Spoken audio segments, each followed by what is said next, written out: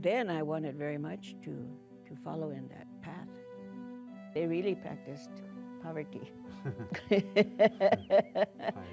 My children were 8 years old, 6, and 4. And the 4-year-old was the one I think that suffered the most. The parish members, I think they must have said something. But I was pretty wild and I didn't care. I was the free spirit and there was no way around it. I had to do that. Would you hear my confession, man of God? Would you hear what my life has been? I was immediately recognized. I've been to the ends of the earth and still long for him. Hizo lo que quiso. She did what she wanted to do.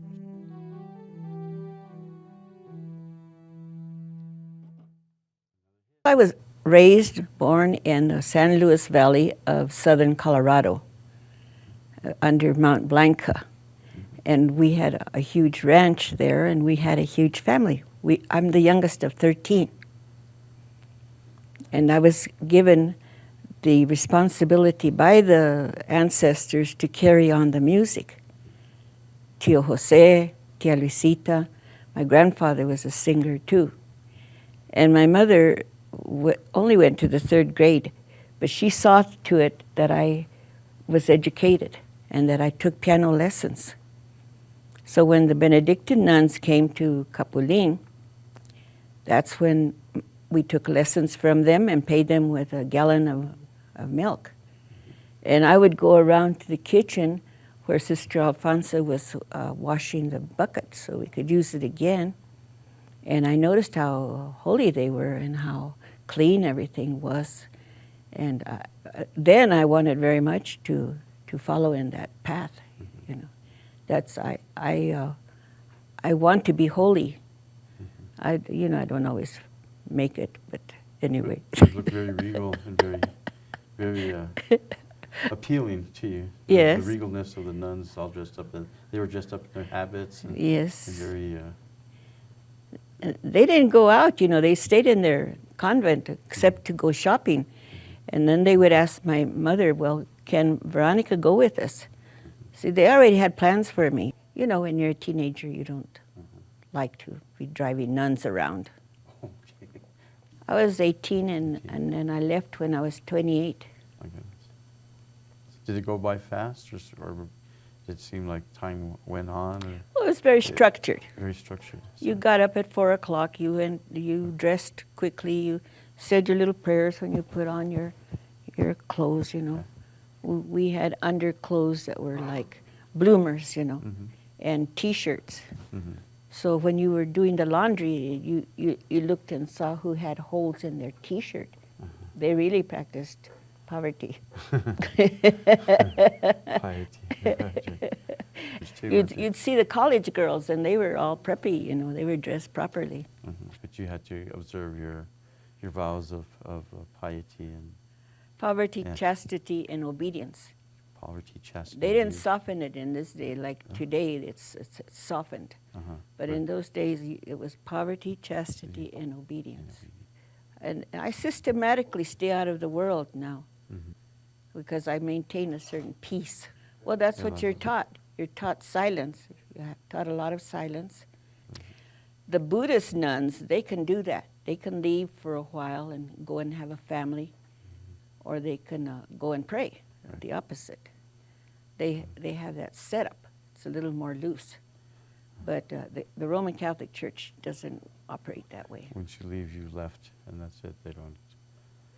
You can go back for whatever, but if you leave, you choose to leave. You know, well, you know, I thought that we just weren't personable enough, you know. That was it was an influential part of my life, and I appreciate it for what it is. Yeah. But I also made a decision, you know, when I left, I had a little blue dress, I had a Monsignor type hat that my little cousins took and were playing with it. And we had a big old feast, and my mother never said anything. The parish members, I think they must have said something. Uh-huh. But I was pretty wild, and I didn't care. That's a lot to say.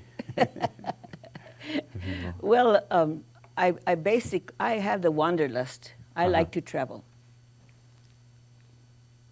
The gift of the Catholic Church is that they do advocate having people be active in matters that affect people. Exactly. And that was the time of the civil rights movement with King and the people that marched to Washington.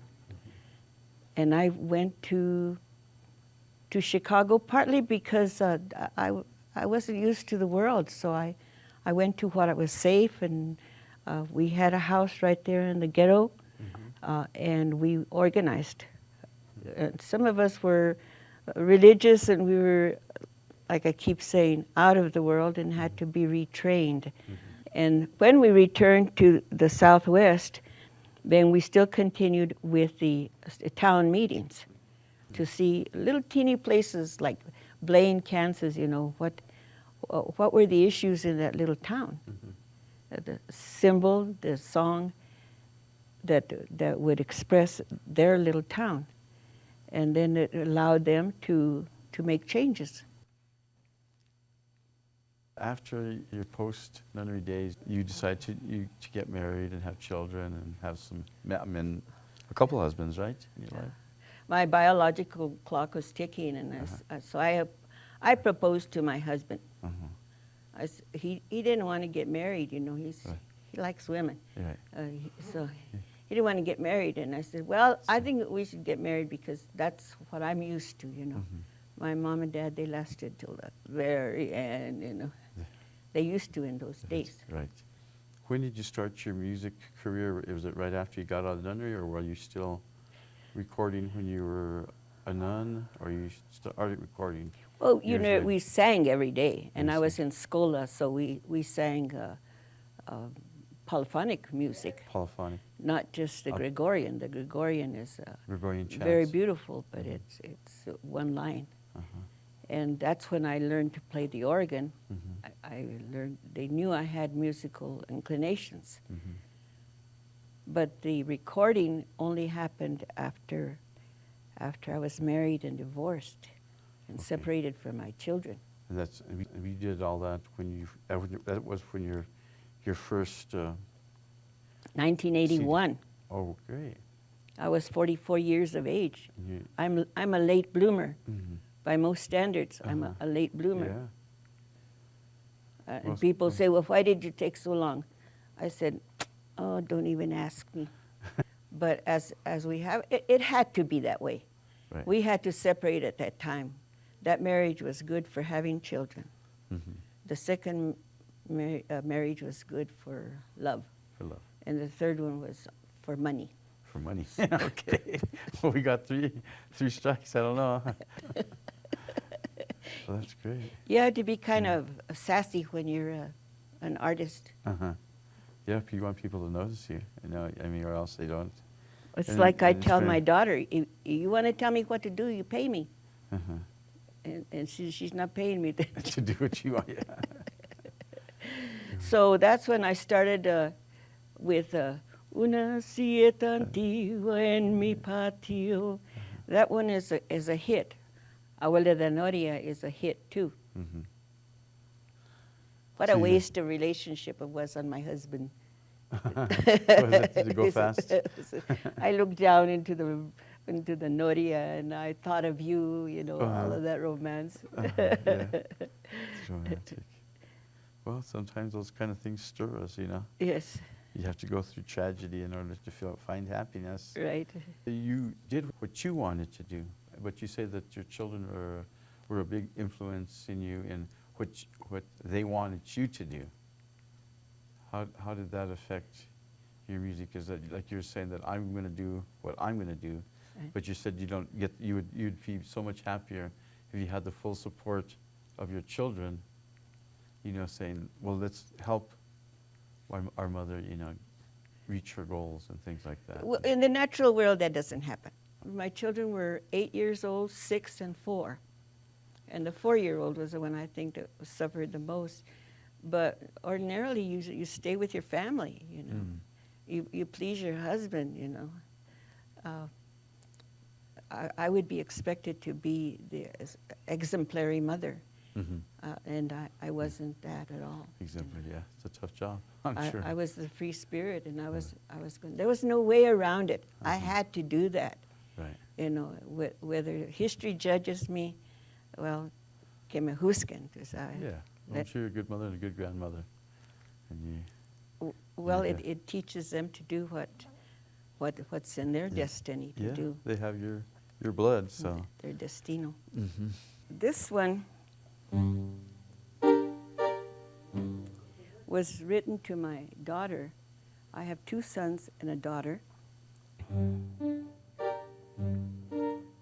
This is a song to her.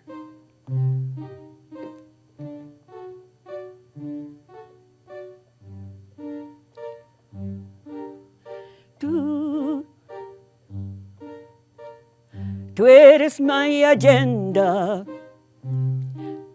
mi horario, mi mentalidad.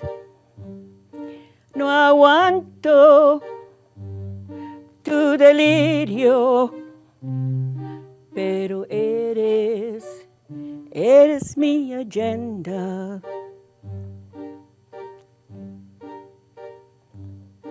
Entre culpa y gozo, te miro con tu cigarrillo, píldoras del doctor que hacen otro daño.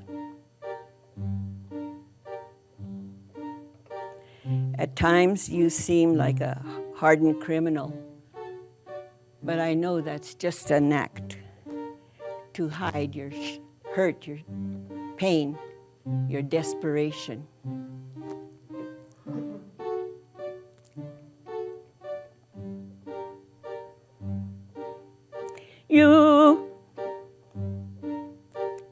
You are my agenda, mi horario, mi mentalidad.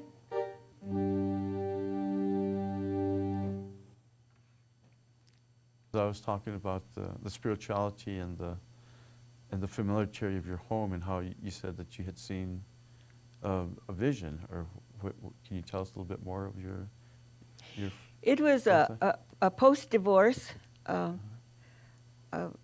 Regrettably, I say that the divorce was necessary because I had to go on. Right. I don't know if people are going to understand that, but I had to go on. I don't have to justify that to anybody. I was laying with my head to the north on the floor. I was sleeping on the floor. And given my Christian background, well, the image that's going to come to me is the Christian image. I don't say this too much because people don't take it too kindly. But early in the morning, I had a dream where Jesus appeared. Didn't say anything. He was in his shepherd's cloak.